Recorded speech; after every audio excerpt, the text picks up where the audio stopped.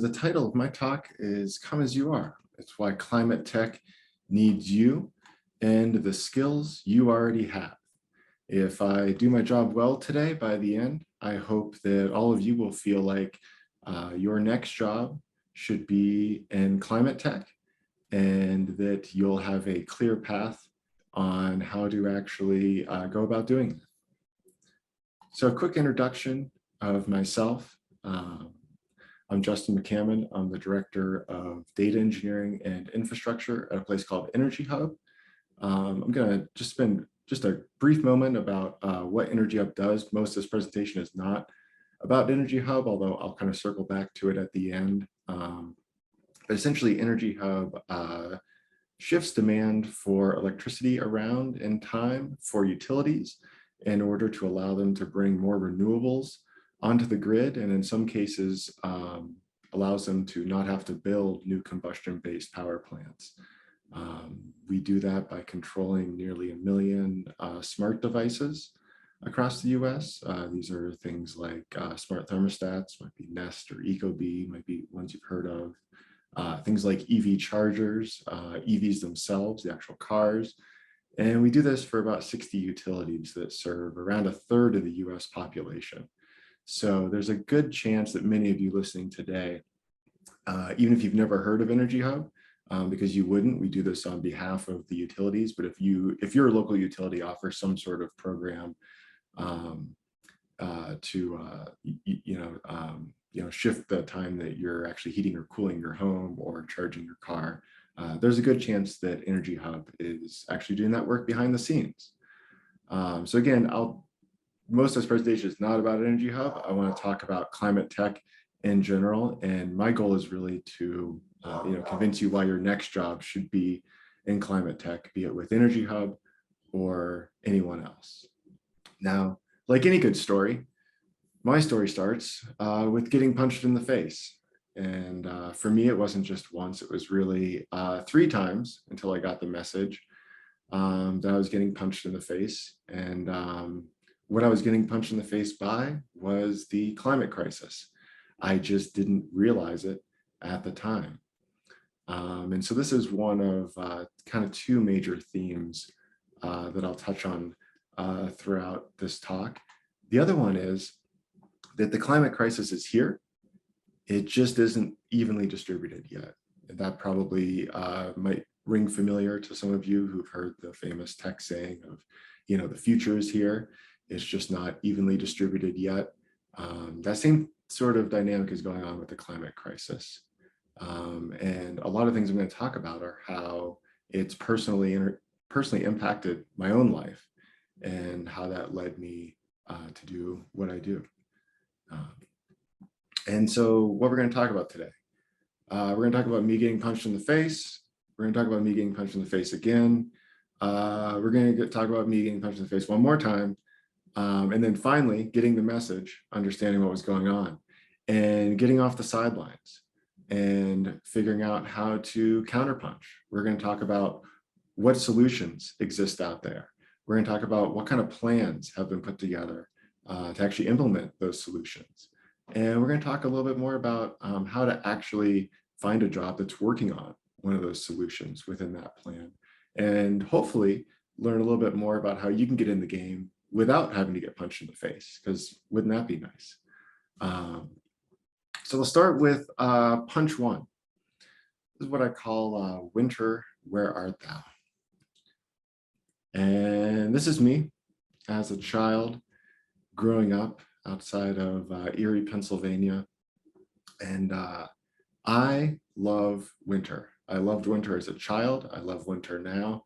And my love of winter, I credit in large part to not just where I grew up, but you can't quite tell from this picture, but my driveway kind of off to the right there is about 100 yards long, and it's a hill. And so living in a place that got a ton of snow every winter, my dad would go run the snowblower. You can kind of see that edge of snow along there. All the cars would go and pack down that, and it was an absolute luge track. It was fantastic. And all I wanted to do as a kid during winter was get out there and sled and cross-country ski and build snow forts and all these sorts of things. And so that kind of kicked off my love of winter. And just a bit of background on Erie and lake effect snow. This season, a lot of people have heard of the big storms that hit places like Buffalo, and that same sort of lake effect snow, where you get this sort of, you can see this like thin band on there, where you just get incredible snow totals because of how the lake itself impacts the weather systems there. Just a perfect place to grow up if you love snow. And but it didn't stop. I kept loving snow, and this is me in the backcountry of Colorado a few years ago. To me, a beautiful winter day can look like this, with clear blue skies, but also, unpopular opinion, I think blizzards are also beautiful. And I think being out there in the middle of the snowstorm while it's dumping all around you is also a great experience. And so I've been really lucky to be able to enjoy winter in all the places that I've lived, and sort of carry that lifelong love of it forward. And even luckier to find a partner who also enjoyed doing all these things. And one thing that we did is we set a goal for ourselves that we wanted to be able to ski when we were 70. And when we set that goal, we thought, okay, if we can't achieve that goal, it'll be because of some sort of injury, right? Tear an ACL, blow out a knee, whatever other sort of, classic ski related injury you could think of. And then over time, maybe 5 or 6 years ago, it began to dawn on me that there was another potential obstacle, one that wouldn't be so easy to potentially overcome. And that would be that there may just simply not be any snow to go ski on in the places we wanted to do such a thing. And, it wasn't obvious at first, because there's always good and bad seasons and variability and that. So I began to get curious about, is that actually happening? What does the data look like? How do we know what's happening with snow? What are the actual trends?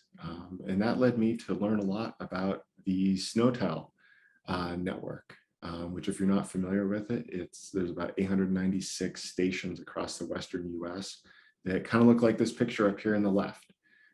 These are pretty remote stations that collect snow totals and other basic weather information for where they're at. And those of you who know your geography, looking at that map, will see that the locations of these roughly line up with the mountain ranges across the Western US. And these have been in place in some cases since, maybe like the 50s, certainly the 70s, 80s. There's a lot more in early 90s.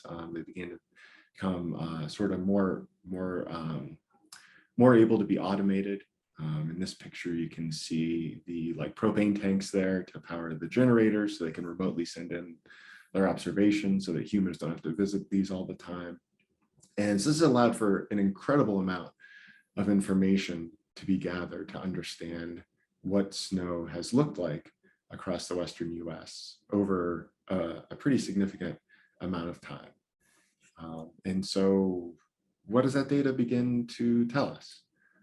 Well, you can look at these graphs of snow water equivalent. If you're not familiar with that term, that is, how much rain essentially would have occurred from a particular amount of snow that fell. So, 5 inches of snow is not always equal to the same amount of rain. Any of you who have experienced very dry or wet snow at various times know that it can be totally different. And so over time, they graph this, and pretty much across the board, we're seeing those snow water equivalents go down. Now, what does this turn into? This means more drought. This means more water shortages.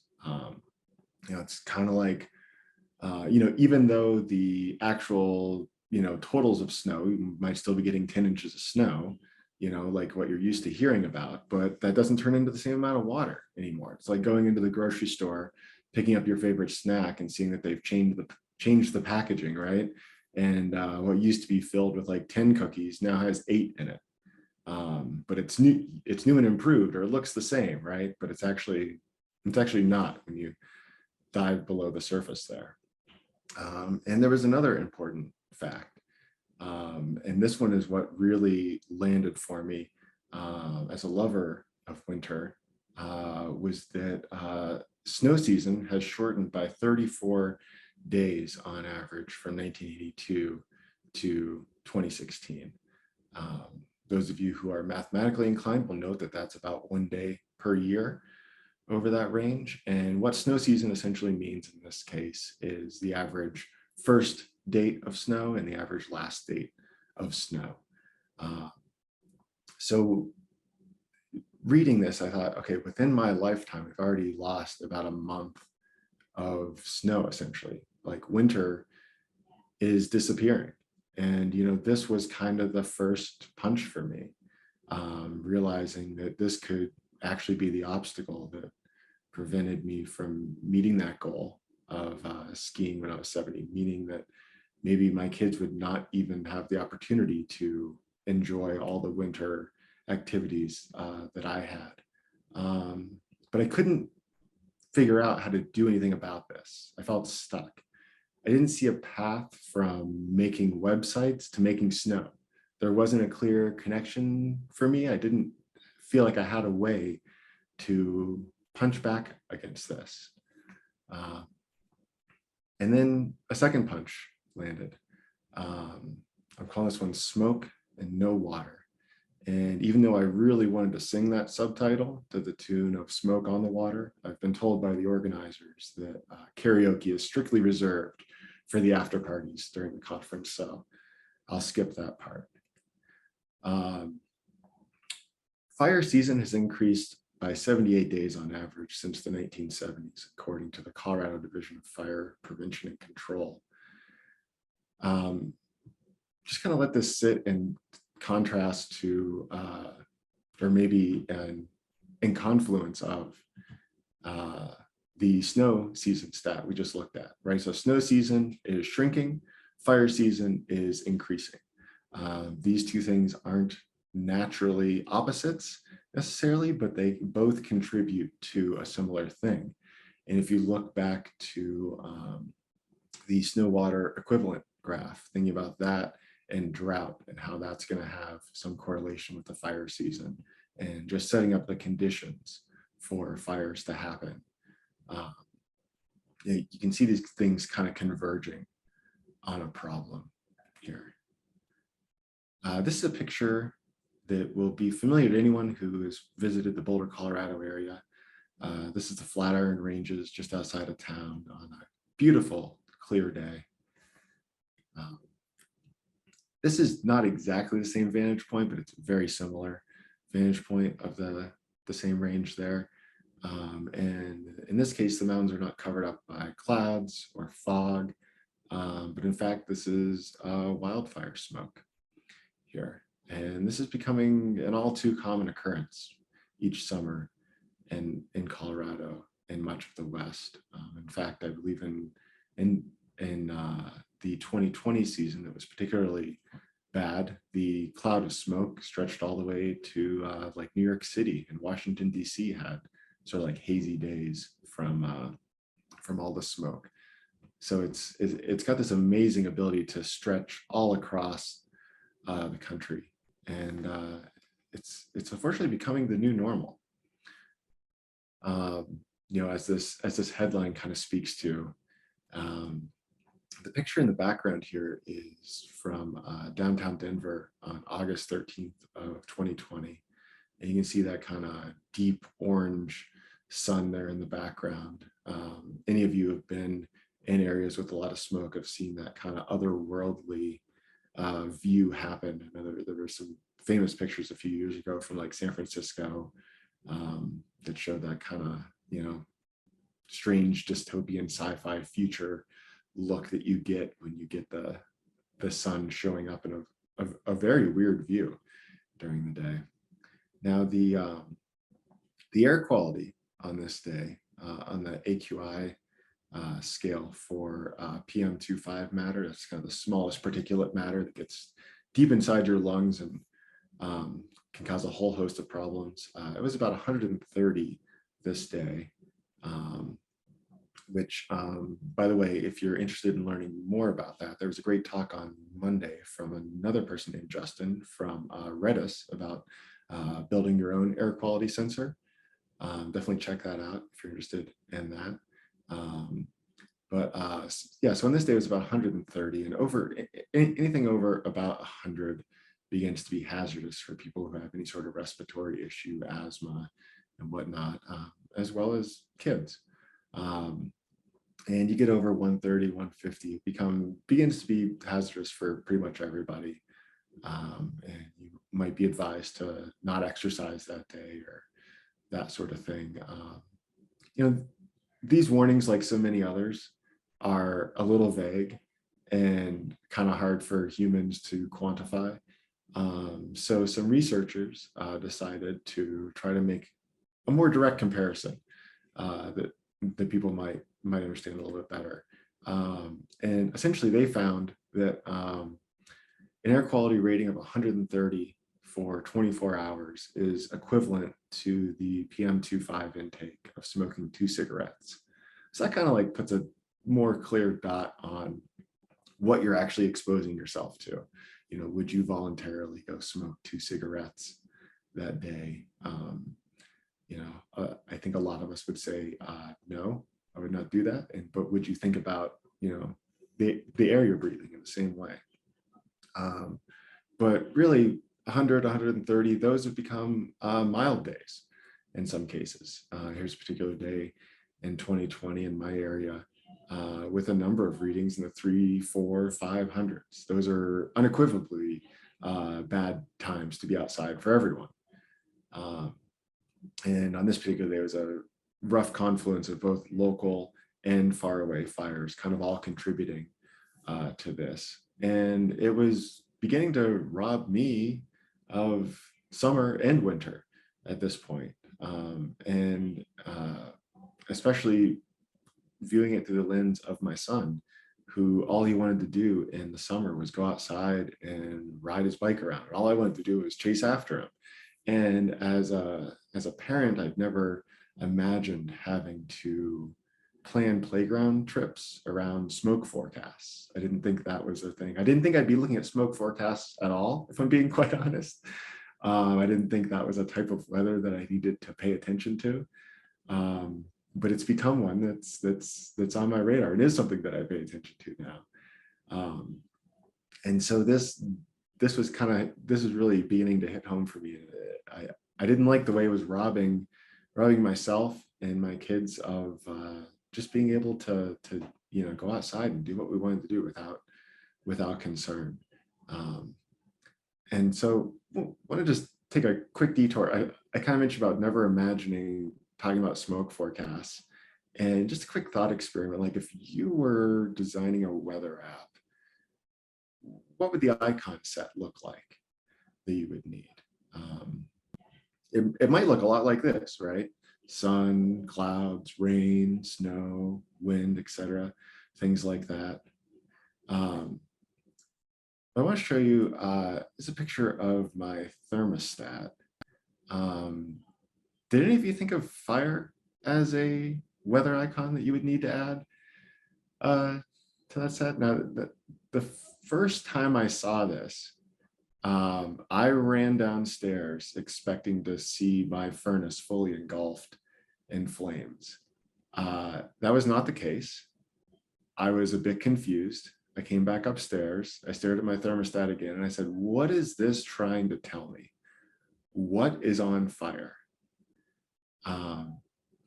And then I remembered that top area there, that little 72 and that fire icon, that's the outside conditions that it shows.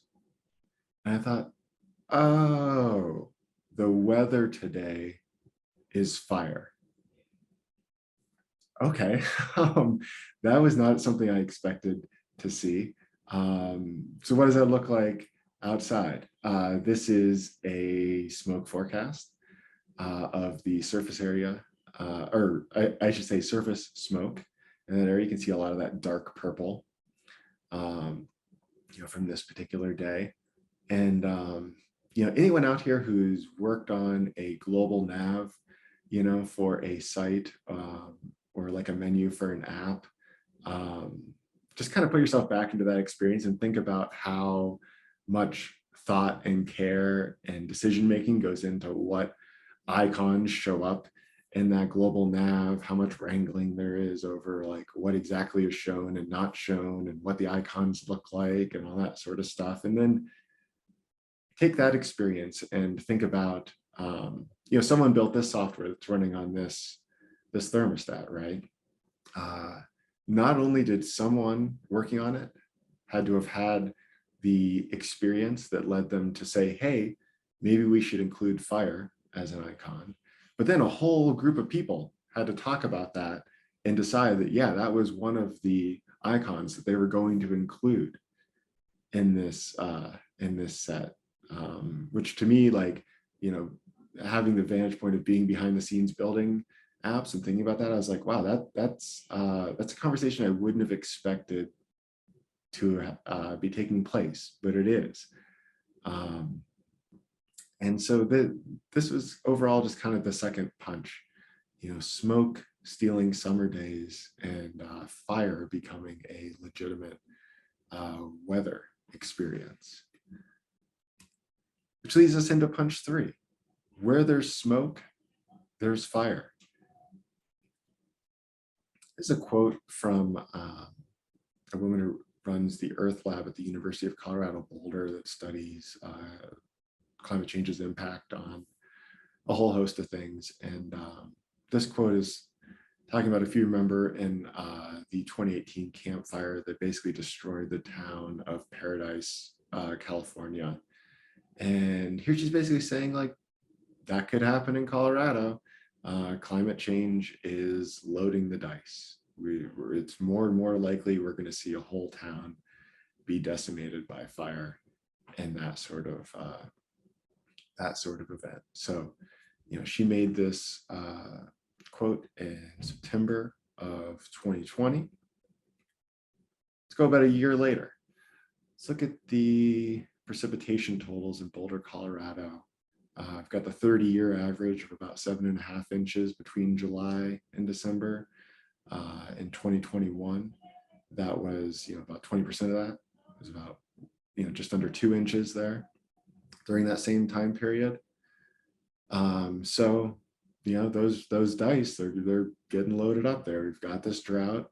We're setting the conditions. It's just a year after that quote was set.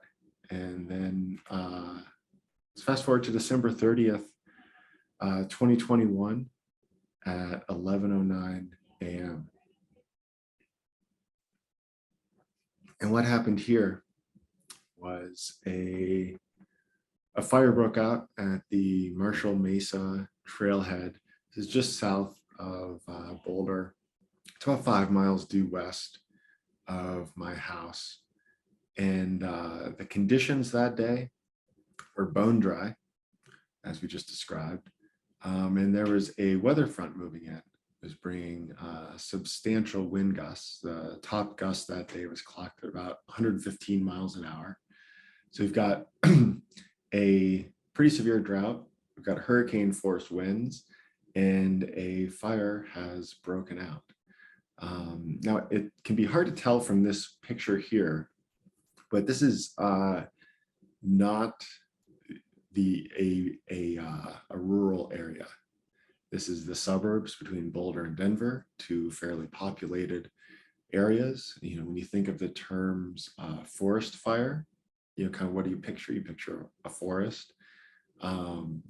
This was not that. When you think of the term wildfire, you think of wildlands and that sort of thing. And this was also not that. So hundreds of thousands of people live here, and that fire very quickly grew in those conditions and began barreling down on the suburbs. It moved so fast, it was almost impossible to do any firefighting. You can't fight a fire that is happening with that kind of drought conditions, with those kind of winds. You just can't do it. The crews were basically just trying to get people out safely. So that fire started around 11 a.m. and we started hearing about it. We were, I can remember eating lunch saying, oh, there's a fire. We should keep our eye on that. And then within an hour, it was clear, like, okay, we should get our stuff packed just in case. And then about an hour after that, by like 1 or 1:30, it was like, we got to go. This is coming straight at us. So we were ready to get our car loaded and, collect up the dog, collect up the kid, and get out. We were lucky to have that much time. With a fire moving that fast, a lot of people on the edge of it had minutes from the first moment they saw smoke to when the fire was at their door, and ran out shoeless with kids and pets in hand. Now, as a data nerd who lives in a place prone to smoke, I've got an air quality sensor in my house, and this is the graph from the day the fire started, looking at the PM2.5 levels again. And you can see a big spike here. This is essentially when we opened the front door to load the car and leave. I kind of went back, and when I looked at this data, I was like, oh, that was that moment. That's what that spike was just opening the front door, essentially. And so that tells one story. Again, it's like, I think it's hard to quantify, like, what does that look like? What does that feel like? What does air look like?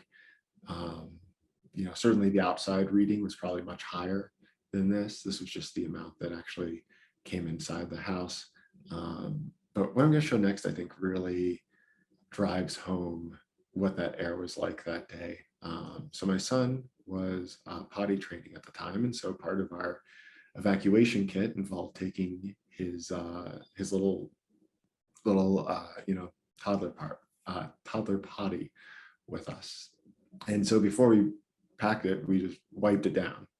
We just took a wipe and wiped the whole thing. So the whole thing was a little bit damp, right? As I carried it 20 feet from my front door out to the car. And after we had reached the place that we evacuated to, we were unloading the car. I reached in and pulled out that potty, and this is what I saw. Just covered in ash. Again, this was totally clean. We just wiped it out. It was damp, and I carried it 20 feet from my front door to the car. And I saw that, and I was just, it's like that, like, you didn't necessarily see this in the air, but it was there, right? Really hit home with what we were dealing with. But all that said, we ended up being extremely lucky. This is kind of the map of the overall fire area from that day. The fire stopped about a mile from our house. We ended up being evacuated for 5 days, but we're otherwise okay, save for some ash on things and some smoke smells and whatnot.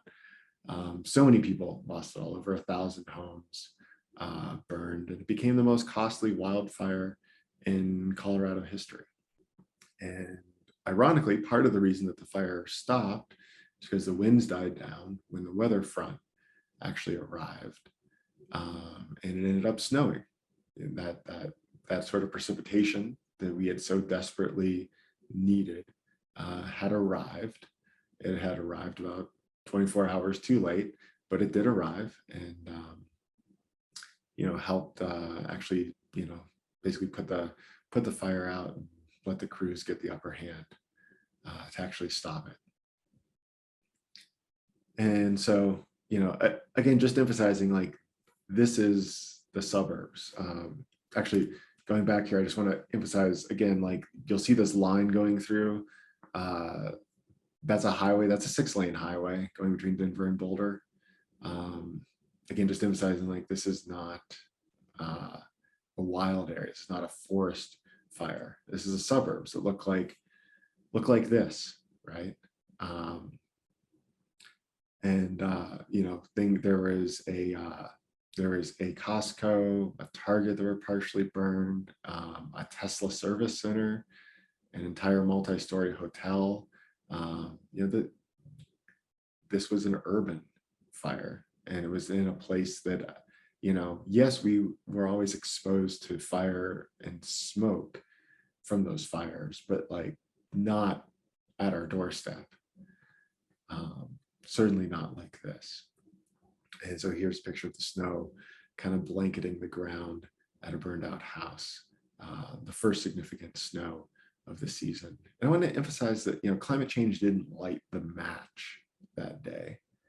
But going back to that quote, it loaded the dice.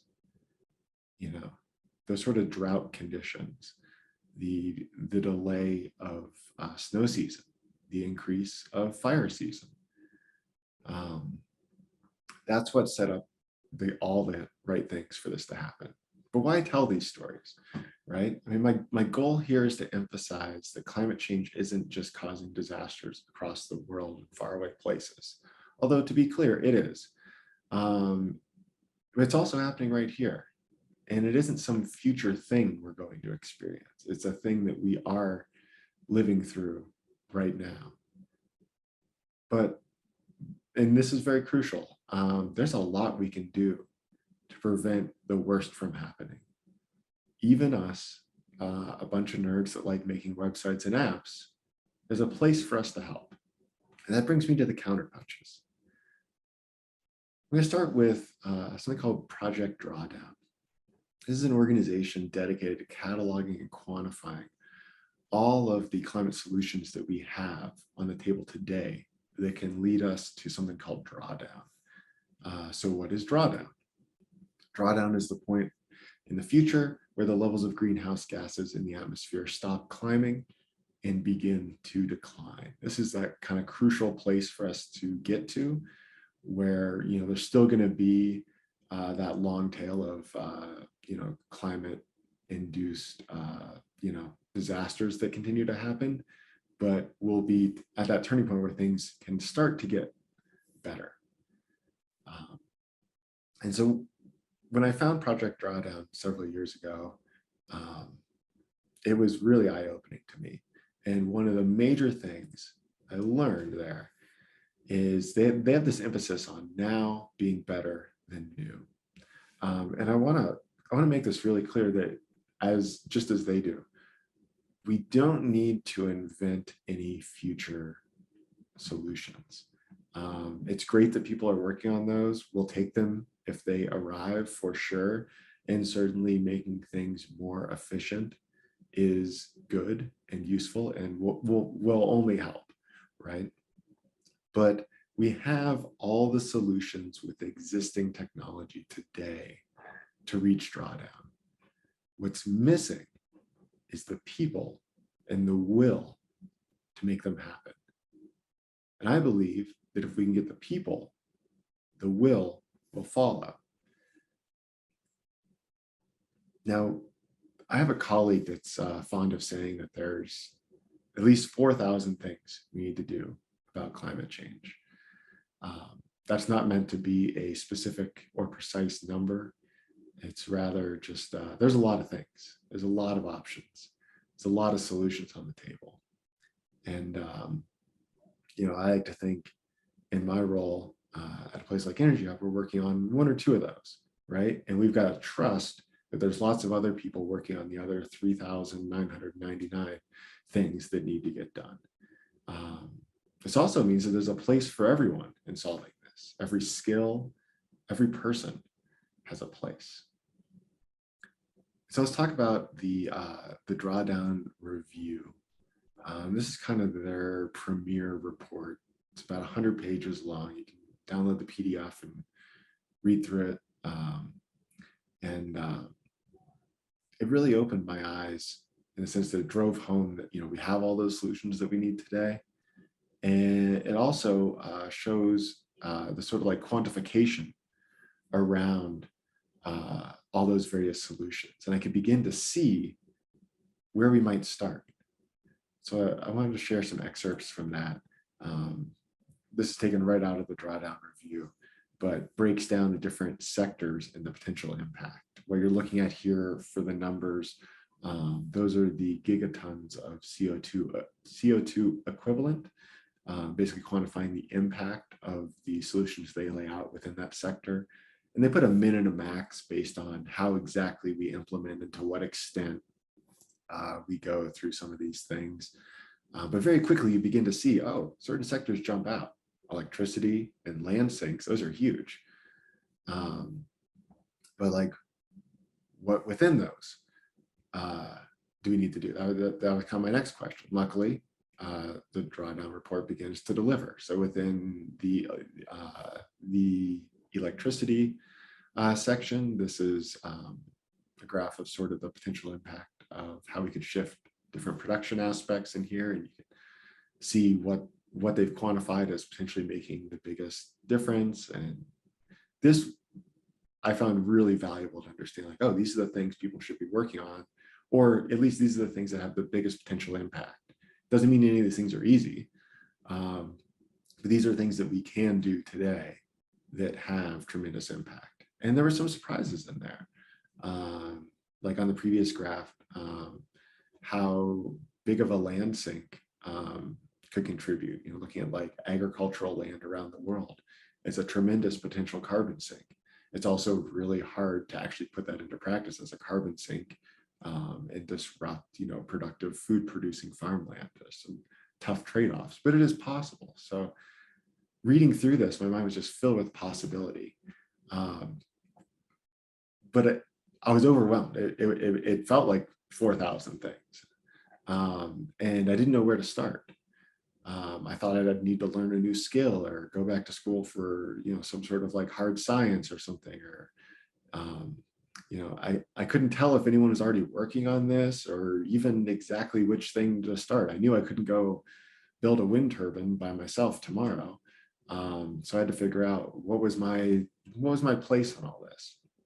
It leads to Counterpunch 2. This is a plan. And I'm focusing here on a book called Speed and Scale.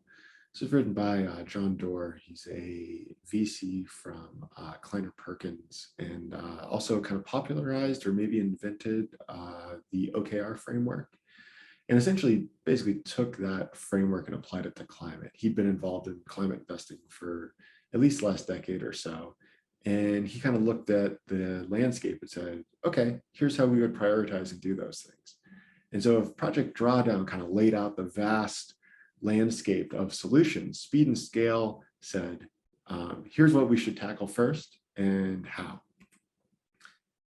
This is the literal back of the napkin version of this book. This is the prioritized things we should go after. You can see electrify transportation, decarbonize the grid, fix food, etc. The book goes into great detail describing all of these, why he had kind of chosen this sort of, this sort of prioritization, and what can be done with that. And given the timelines on all these things, it has to start now,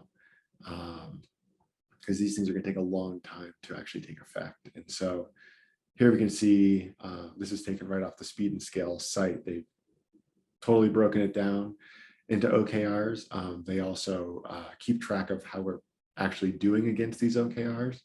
But for me, after reading, it's like, okay, I can see a clear path emerging from these 4,000 things. I want to work on one of these top 3 sectors, something that's in electrified transportation, decarbonize the grid, or fix food. It's the biggest potential impact.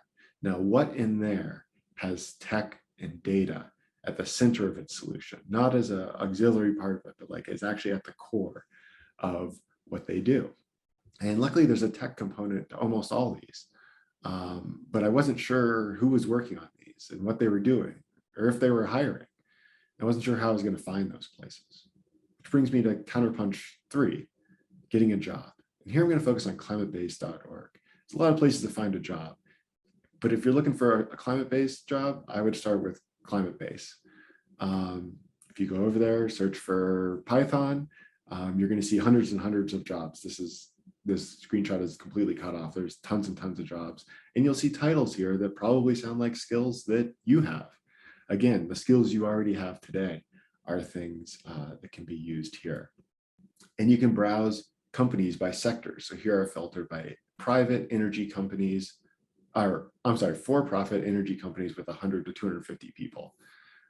Shout out to EnergyHub for showing up there. But you'll also notice every single one here is hiring. You can see that little icon there. And that's because there's incredible tailwinds in the climate tech space right now. The Inflation Reduction Act is a huge climate bill. It's primarily a climate bill and has pumped a ton of money. There was record VC funding already last year in the climate tech space. And with so many other headwinds across the rest of the tech sector, really, I feel like climate tech is the place where jobs are happening right now in tech. And so it's a great time to go looking for a climate job. And this was my journey to landing a climate job. I went back and sort of quantified the meetings it took, the time it took, the interviews I did, the rejections, the offers, etc.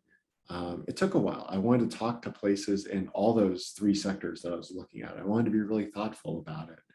And in the end, circling back here, I landed on EnergyHub. And, I chose EnergyHub for a few reasons based on what I've learned. It sits across two major solution areas: decarbonizing the grid, which is one of the biggest opportunities for impact that we have, but also electrifying transportation and all the EV work we do to enable utilities to accept more EVs today and plan for EVs tomorrow. And tech and data is at the center of what we do. We have to ingest billions of data points every day in order to do what we do, to understand what's going on with all these devices out there in the world. We need people who know how to build, large distributed systems that can be highly available, are comfortable working across various APIs of all flavors, who know front-end development, data visualization, know how to work with big data, data science, front-end engineers, everything in between. And I hope that some of those skills sound familiar to you. Just remember, there's 4,000 things to do, at least, to try to solve the climate crisis. My challenge for you is to try to find your place within that. We don't need a million more nuclear physicists. We need a million more people like all of you out there listening. We need you to join the efforts fighting climate. And I sincerely hope that this has inspired you to join us. Thank you.